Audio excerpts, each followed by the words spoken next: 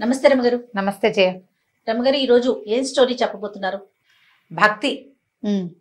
భక్తిని గురించిన ఒక కథ చెప్తాం. ఓకే, అంటే భక్తిని పెంపొందించటమా?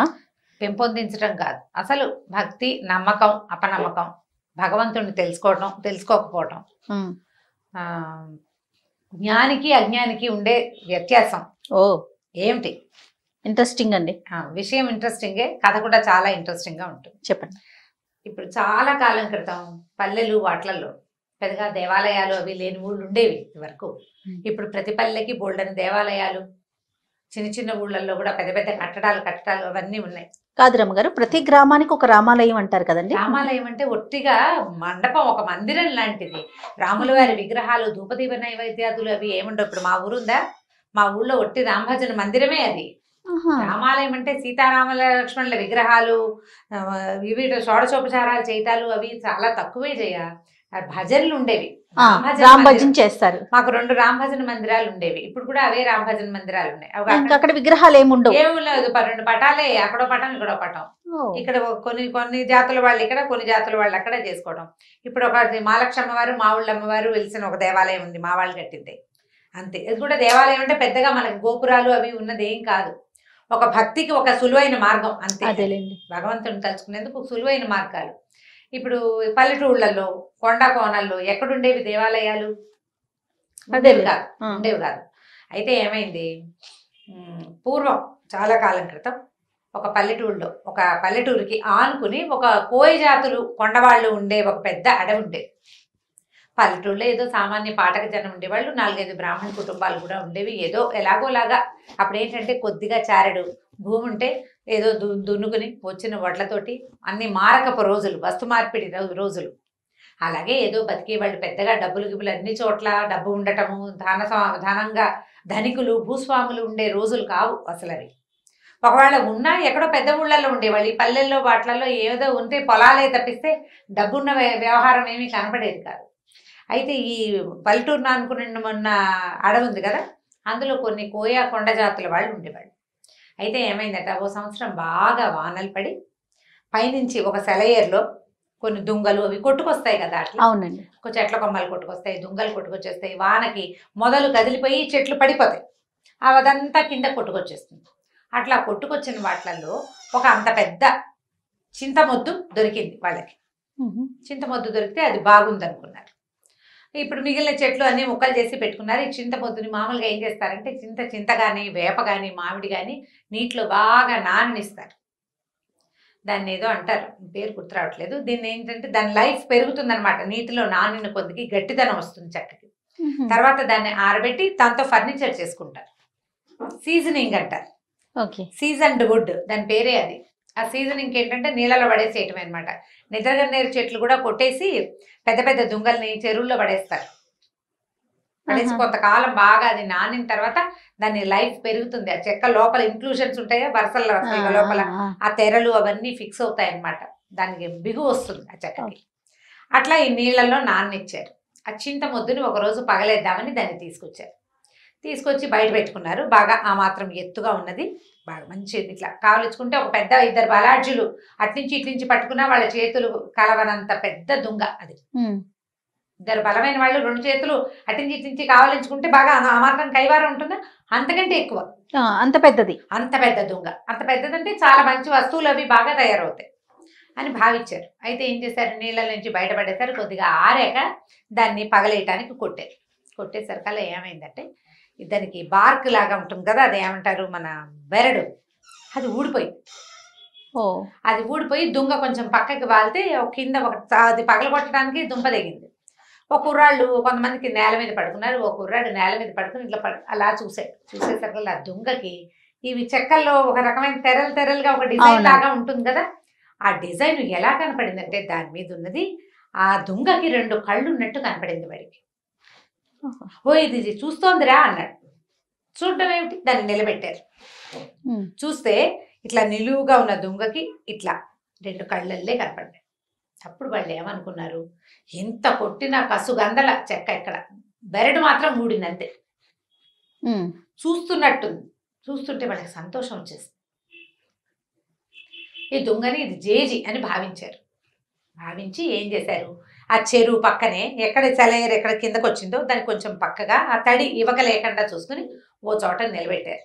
నిలబెట్టి బొట్టు పసుపు రాసి బొట్టు పెట్టుకున్నారు. అక్కడి నుంచి ఆ దొంగని జేజిగా భావించి రోజు దండం పెట్టుకోవటం మొదలుపెట్టారు. పసుపు రాసేవాళ్ళు, బొట్టు పెట్టేవాళ్ళు. ఏదో శుక్రవారాలు శనివారాలు ఏమీ తెలియదుగా వాళ్ళకి. అమాసలు పుణ్యాలు తెలుసు, కార్తెలు తెలుసు. ఆ ప్రకారంగా అప్పుడు ఆ కార్తెలు అమ్మవారికి చేయవలసిన కొలుపులు ఈ దొంగ జేజికే చేసుకునేవాళ్ళు వాళ్ళు. అయితే ఒకనాడు ఈ పక్కన పల్లెటూళ్ళలో బ్రాహ్మణ కుటుంబాలు ఉన్నాయి కదా, ఈ పల్లె నుంచి ఒక ఆయన అటు దారేపోతూ చూసి ఇట్లా నిలబడి ఉన్న అమ్మవారిలో ఒక శక్తి ఆయన ఆకర్షించింది. ఆ నేత్రాలు కూడా చూస్తున్నట్టుగా కనపడ్డాయి. వీళ్ళు పైగా చక్కగా పసుపు రాసి బొట్టు అది పెట్టేసరికి పైన బొట్టు కింద నేత్రాలతోటి చాలా ఆకర్షణీయంగా కనపడింది. ఆయన ఏమనుకున్నాడంటే ఏదో శక్తి వెలిసింది ఇక్కడని రోజు దీపం పెట్టేవాడు. ఏం పెద్ద విశేషం ఏం లేదు, వచ్చి దీపారాధన చేసేవాళ్ళు. ఏదో పండో ఫలమో పంచదారో పట్టుకొచ్చి పెట్టేవాడు. ఈ పల్లె వాళ్ళు ఉన్నారుగా కొండవాళ్ళు, వాళ్ళు కూడా ఏదో పెట్టేవాళ్ళు తెచ్చి. అక్కడి నుంచి కొలుపులు అంటే వాళ్ళు ఏవో బలేసేవాళ్ళు, ఆ బలులు వేస్తుండేవారు. ఏం చేశారు, క్రమంగా 4 నిట్టాళ్ళు పాతి చుట్టూతా ఒక దడిలాగా కట్టారు. వానకి అది తడిసిపోకుండా. ఎండ క్రమంగా దుంగ కదా పాడవుతుందని భావించి ఓ చిన్న తాటాకు పందిరి, దాని కింద ఈ జేజి. సంవత్సరాలు గడిచినాయి. ఈ కొండవాళ్ళు కోయవాళ్ళు అంటే అయ్యోరు రోజు రోజు పూజ చేస్తాడు కదా, అందుకని ఏం చేసేవాళ్ళు, ఈ అడవిలో పండిన వెదురు బియ్యము, పప్పు, ఉప్పు, బెల్లం వాళ్ళు మారకల్లో తెచ్చుకునేవాళ్ళు. అయ్యోరికి కూడా ఏదైనా ఇవ్వాలని భావించేవాళ్ళు.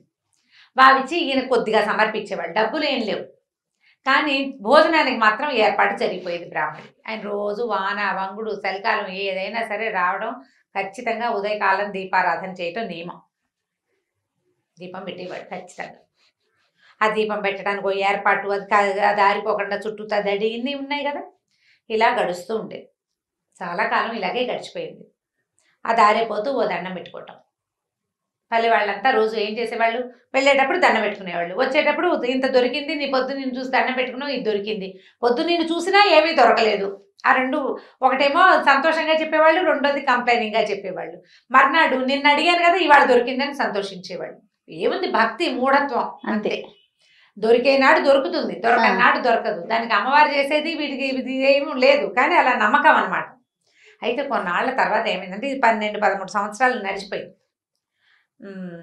ఒకరోజు మంచి వర్షాకాలం, ఈయన దీపారాధన చేయడానికి వాన వేళనే వచ్చాడు. రోజులాగా తెల్లవారే కరవ లేట్ అయిపోయింది. ఇతను వచ్చేసరికల్లా ఆయనకి ఎట్లా కనపడిందంటే, దూరం నుంచి ఒకడెవడో ఒక గుర్రం కట్టేసింది కింద. ఈ అమ్మవారి తాలూకు ఆ తాటాకుల పాక దగ్గరే ఒక గుర్రం కట్టుంది. గుర్రం బాగా తడిసిపోయింది, ఎప్పటి నుంచో వానలో తిరుగుతోంది. ఒక మనిషి అక్కడ నుంచునున్నాడు. దూరం నుంచి చూస్తే వాడి పెద్ద ఆజానుబాహుడు, కటువుగా ఉన్న రూపం. వాడి బట్టలు అవన్నీ ఎలా ఉన్నాయంటే మొరటుగా ఉన్నాయి. ఆ రోజుల్లో గుర్రాలు అందరి దగ్గర లేవు, బందిపోటు దగ్గర దొంగల దగ్గర మాత్రమే ఉంటాయని చెప్పుకునేవాడు. వీడెవడో బందిపోటు దొంగ. వాడు అమ్మవారితో ఏదో అక్కడ నిలబడి మాట్లాడుతున్నాడు. ఇటు వచ్చి వెనక్కి వచ్చాడు. అమ్మో వీడు వచ్చేస్తున్నాడు అని చెప్పి ఆయన దగ్గరికి వెళ్ళకుండా దూరంగానే చెట్టు చాటును నిలబడ్డాడు. వాడు ఏం చేశాడు, ఆ గుర్రానికి కట్టి ఉన్న సామాన్లలో ఒక గొడ్డలు తీసుకెళ్ళాడు. గొడ్డలు తీసుకెళ్ళి ఆ గొడ్డలతో ఆ చెట్టుని నరకబోయాడు. ఆ జేజిని, ఆ దుంగని నరకబోయాడు. నరకబోయేసరికి ఆ దుంగల నుంచి ఒక ఆవిడ బయటకు వచ్చింది. అదంతా ఈ బ్రాహ్మణ ఆయన చూస్తున్నాడు. ఇక్కడ ఏం జరిగింది, ఇతను ఒక బందిపోటు దొంగ. 4-5 రోజులుగా దారులు కాచి సంపాదించడానికి ప్రయత్నం చేస్తున్నాడు. ఏ అవకాశము అతనికి కుదరలేదు. పోనీ 4 కట్టెలు కొట్టి ఇంటికి పట్టుకెళ్తే ఇంట్లో వాళ్ళు కాస్త కలో గంజో తాగుతారంటే, వర్షాకాలం వాన విపరీతంగా, ఎక్కడా కట్టె లేదు, ఏమీ లేదు. ఇంట్లో ముసలి తల్లి ఉంది, కడుపుతో ఉన్న భార్య ఉంది, 1-2-3 చిన్నపిల్లలు ఉన్నారు. వాడికి ఆహారం అవసరం ఇంటికి. దొంగే వాడు ఇదంతా చూసి ఎక్కడ అడవిలో దొరక్క తిరిగి వెళ్ళిపోతూ ఈ దుంగను చూశాడు. ఈ కట్టడంలో ఉండి ఏమి తడి అంటూ అంటకుండా ఉన్నది, దీన్ని పగలేసి సగమైన గుర్రం మీద మోసుకెళ్ళిపోతే ఓ సంచి తెచ్చుకున్నాడు. గోన్ సంచి కూడా ఉంది వాడి దగ్గర. తడవకుండా పట్టుకెళ్ళిపోతే పట్నం పట్టుకెళ్ళి అమ్మేసుకోవచ్చు, ఇంట్లో వాళ్ళకి 4 నూకలు వస్తాయి, కాస్త 4 నూకలు కొనుక్కోవచ్చు. ఆ ఉద్దేశంతో అతను ఏం చేశాడు, ఇక్కడ ఏమి ఆ వస్తువు దొరికింది ఏమీ లేదు, పూజ జరుగుతోందని తెలిసింది, కానీ పూజ ఏమిటి దుంగకి, తను చేయడు ఆ పూజ, జస్ట్ చూశాడు అంతే. గొడ్డలు తీసుకొచ్చి నరకబోయాడు. నరకపోతే అందులోంచి అమ్మవారు లేచి బయటకు వచ్చింది. వీడికి కనపడుతోంది. బ్రాహ్మణ ఆయన నిమిత్తలు ఉంచున్నాడు కదా పెద్ద మనిషి. ఈయనకి ఎలా కనపడింది? ఒక చామన్ ఛాయగా ఎత్తుగా పెద్ద బొట్టు పెట్టుకుని, కొప్పు వెనకాల పువ్వులు అవి ఉన్నాయి, ఏదో ఒక నేర్చీర కట్టుకున్న ఒక నడి వయసు పాటక స్త్రీలాగా కనిపిస్తోంది.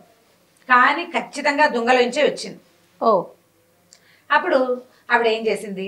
ఏరా నాయన ఇట్లా కొట్టేస్తున్నావు, నేను ఎప్పటి నుంచో ఈ దొంగలో ఉన్నాను, ఈ పాటకు జనం అంతా దండం పెట్టుకుంటారా నన్ను, నువ్వు దొంగను కొట్టద్దు నువ్వు అన్నది. అనేసరికల్లా ఆ దొంగ అన్నాడు, నేనేం చేయను, నాకు ఎక్కడ ఏమీ దొరకలేదమ్మా, ఏదైనా ఒక రూపాయి దొరికినా నిన్ను వదిలిపెట్టి వెళ్ళిపోయేవాడిని, పగలేసి తీసుకెళ్ళాను అనుకో 10 రూపాయలు దొరుకుతాయి, నేను అందుకే కొట్టబోయాను అన్నాడు. అనేసరికల్లా ఆవిడేమంది, డబ్బులే కదా నేను ఇస్తానని ఆవిడ ఏం చేసింది, ఓ ఇంత మూట ఎత్తి వాడి చేతిలో పెట్టింది. గల్లుమంటోంది మూట.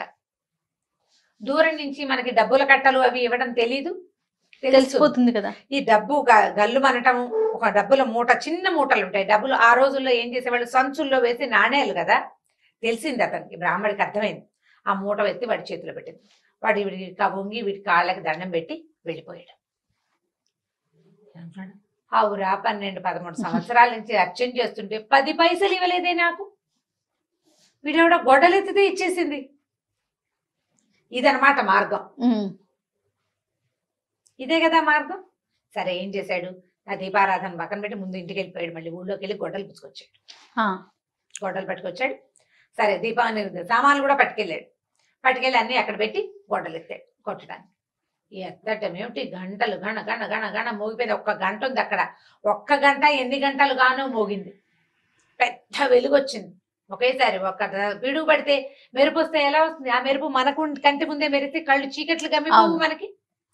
పెద్ద మెరుపుల్లే వచ్చింది. ఈ దెబ్బ అసలు ఇట్లా దానికి తగలకుండా, ఇంకా తగల్లా గట్టిగా తగలక ముందే పెద్ద మెరుపు, గంట మోగిపోయింది విపరీతంగా. కళ్ళు కాసపోయినాయి బ్రాహ్మణాయనకి. అమ్మో నా కళ్ళు కనపట్ల, మెరుపు కళ్ళు మిరుమిట్లు కొలిపోయి ఇవి గొడ్డలి పడిపోయింది. కళ్ళు మూసుకుని కింద కోలు పడిపోయాడు. అక్కడి నుంచి లోపల నుంచి అమ్మవారు లేచి బయటకు వచ్చింది.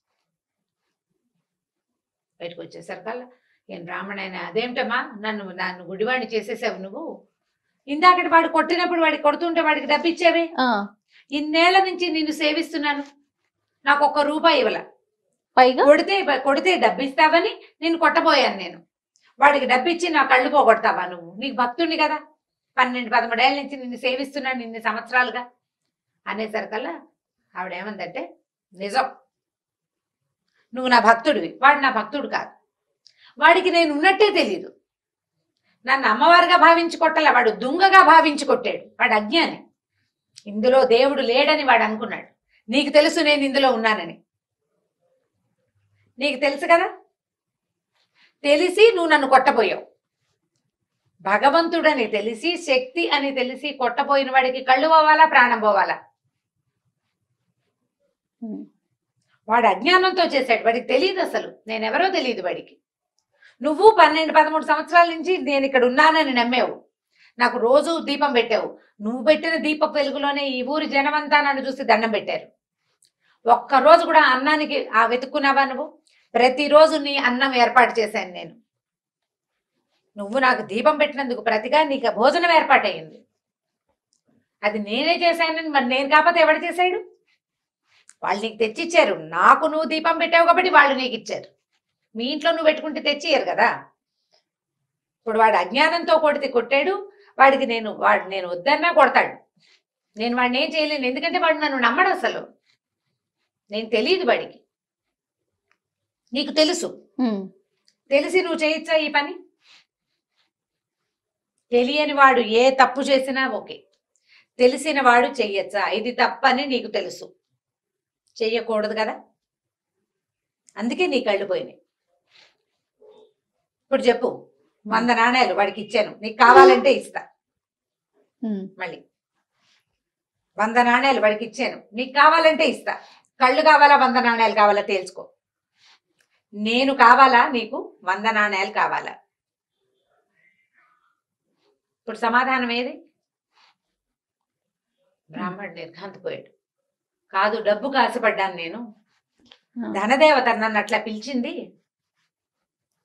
ఇన్నాళ్ళు నువ్వు నాకు అన్నం పెడుతున్నావన్న జ్ఞాపకం నాకు లేదు, నీ వల్లే నేను ఉంటున్నాను, నువ్వు నన్ను ఉండనిచ్చావు కాబట్టి ఉన్నాను ఇన్ని సంవత్సరాలు, నేను ప్రతిరోజు దీపం నేను పెట్టట్లేదు, నన్ను నువ్వు పెట్టనిచ్చావు. గుర్తించాడు. మనకు అవకాశం ఇస్తాడమ్మా భగవంతుడు. నేను చేస్తున్నానని అనుకుంటే ఎట్లా? ఈ పని చేసేందుకు నాకు అవకాశం భగవంతుడు ఇచ్చాడు. ఆయన ఇవ్వదలుచుకోలేదు. శక్తి మన ఈ పని చెయ్యనివ్వలేదు అంటే చెయ్యనివ్వదు, అంతే. ఇంకా చెయ్యనివ్వదలుచుకోకపోతే ఇక చెయ్యదు, ఏం లేదు, సున్నా. మనం ఇదంతా నీ ప్రతిభ ఎట్లా అవుతుంది? నీ కాలు చెయ్యి కదులుతున్నాయంటే నీ వల్ల? అది కాదే, నీ వల్ల కాదు, ఎవ్వడి వల్ల కాదు. నీ లోపల అంతర్జ్యోతి ఒకటి వెలుగుతున్నంత సేపే నువ్వు చేయగలుగుతావు. ఆ జ్యోతి కొడిగట్టిన మసిబారిన నీ వల్ల కాదు. దాన్ని అలా వెలిగించి ఉంచేదే భగవత్ శక్తి. అది ఒప్పుకుంటేనే నీ కాళ్ళు చేతులు అన్ని సమస్తము కదులుతాయి, నువ్వు చేస్తావు క్రియ, ఏదో విజయం సాధిస్తావు. భగవంతుడు ఒప్పుకుంటే, శక్తి ఒప్పుకోనప్పుడు ఇంకా నువ్వు చేసేదేం లేదు. అవును. దాంతో ఆవిడ కాళ్ళు పట్టుకున్నాడు. నన్ను రక్షించు, నాకు బుద్ధి వచ్చింది. నేను జ్ఞానిగా ఉన్న అజ్ఞానిని భగవంతుడు ఉన్నాడని తెలిసినా తెలుసుకోలేని అజ్ఞానిని నేను, నన్ను కరుణించమంటే ఆవిడకి కళ్ళు వచ్చేసినాయి బ్రాహ్మడికి. కానీ ఆ అమ్మవారు అతనికి కనపడలా. బతిమలాడుకున్నాడు, కనిపించమని. నాకు ఒక్కసారి కనపడు, దూరం నుంచి చూశాను నిన్ను దగ్గర నుంచి చూసే అవకాశం నాకు ఇవ్వు.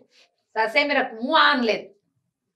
జీవితంలో అతను ఆ శక్తిని చూడలేడు. ఇప్పుడు అసలు అమ్మవారు ఒక శక్తిని ఈ చెక్కలో ఉందని వాళ్ళు పూజిస్తున్నారని తెలియని అజ్ఞాని, ఒక దారులు కాచే దొంగవాడికి సాధారణంగా మనిషి రూపంలో ప్రత్యక్షమై వాడితో మాట్లాడి వాడిని నెమ్మదిపరిచి వాడికి కావాల్సిన డబ్బులు ఇచ్చి ఈ పని చేయబోక అని చెప్పి పంపించేసింది. ఇన్ని సంవత్సరాలుగా పూజ చేస్తున్న వాడికి ఎప్పటికీ వాడికి అవకాశం కనిపించదు. ఆ మనిషికి అవకాశం లేదా, బ్రాహ్మడికి ఆ అవకాశం ఇవ్వకుండానే అమ్మవారు లోపలికి వెళ్ళిపోయింది. ఆ తర్వాత ఎప్పుడూ ఎవ్వరికీ కనపడలేదట. కానీ పూజ మాత్రం జరుగుతూనే ఉండేది, పూజ జరిగేది. ఈ నిదర్శనం ప్రపంచానికి తెలిసింది. ఆ నిదర్శనానికి ప్రత్యక్ష సాక్షి అయిన బ్రాహ్మడికి మాత్రం అమ్మ తాలూకు సారూప దర్శనం, సహజంగా ఉన్న రూపంలో ఉన్న దర్శనం ఆమె ఎట్లా కనపడుతుంది అతను ఎప్పటికీ చూడలేకపోయాడు, తెలుసుకోలేకపోయాడు. మనం ఏదైనా తప్పు అని మన లోపల తెలిస్తే అది చేయకూడదు. శక్తి ఉంది, ఏది కనపడదే, అలా ఉంటుందా ఇలా ఉంటుందా, కనపడదే అని అడగకూడదు. దాని స్వరూపాన్ని నీకు ఒకసారి అర్థమైతే నీ లోపల తెలుసుకోవడానికి ప్రయత్నించాలి. మనసులో ఆ జ్ఞాన దృష్టితోటి తెలుసుకోవాలి. సాకారమైన రూపంలో చూడాల్సిందేనని, నువ్వు కనపట్టలేదు కాబట్టి లేదని ఇలాంటి మాటలు మాట్లాడకూడదు. నీకు నమ్మకం ఉంటే, నీకు తెలియకపోతే వేరే కదా. నమ్మకం లేదు అని ఎవడు చెప్పడు, ఒకవేళ చెప్పినా అది అబద్ధం చెప్తున్నట్టే. అది అబద్ధం చెప్తే ఇప్పుడు ఉన్నాయి. కొంతమంది చూడండి వితండవాదం చేస్తా ఉంటారు, ఏది ఎక్కడుంది, ఇక్కడుందా, అక్కడుందా, చూపించండి అని. ఇలాంటి వాళ్ళకి ఇలాంటి కథ నిజంగా చెంప పెట్టే కదా. మన శరీరంలో ప్రాణం ఎక్కడుందో ఒక చోట నువ్వు చూపించు, నువ్వు చేయలేదు. అది ఇందులో ఒక్క పదార్థం నువ్వు చేసింది కాదు. నీ శరీరంలో నువ్వు పైన గోళ్ళకి రంగేస్తావు, ఏది గోరు మొలిపించు, నీ వల్ల అవుతుందా? గోరింటాకు గోళ్ళని పెట్టుకుంటాం, ఈ చర్మం తెప్పించు ఎక్కడి నుంచి అయినా. చర్మం దానంతటది తెచ్చుకుంటుంది. రిపేరబుల్ పొజిషన్ లో ఉంటే బాడీ దాన్ని రిపేర్ చేసుకుంటుంది. అది ఎవ్వరూ చేయలేరు. ఇవన్నీ దానంతటది చేయవలసిందే తప్ప నువ్వు చెయ్యని దానికి నువ్వు సాక్ష్యాలు అడిగితే ఎలా కుదురుతుంది?